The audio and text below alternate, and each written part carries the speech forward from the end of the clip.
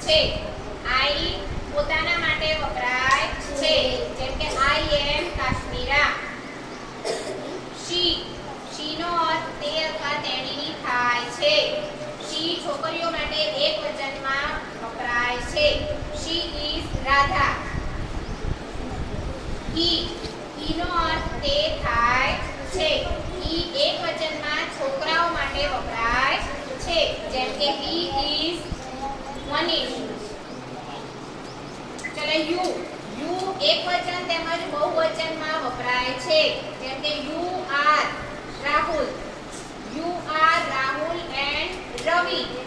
You નો અર્થ તું અથવા તમે થાય છે. વી નો અર્થ અમે થાય છે.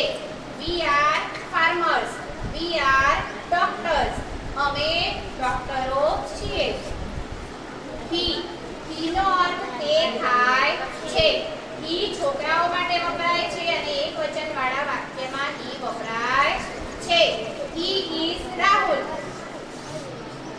it નો અર્થ તે થાય છે.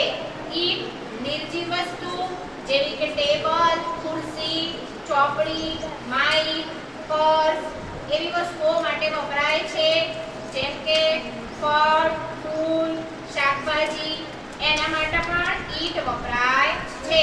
It is a cow.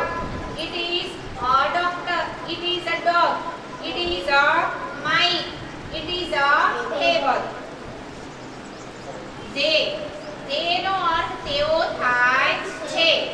They are doctors. તેઓ ડોક્ટરો છે.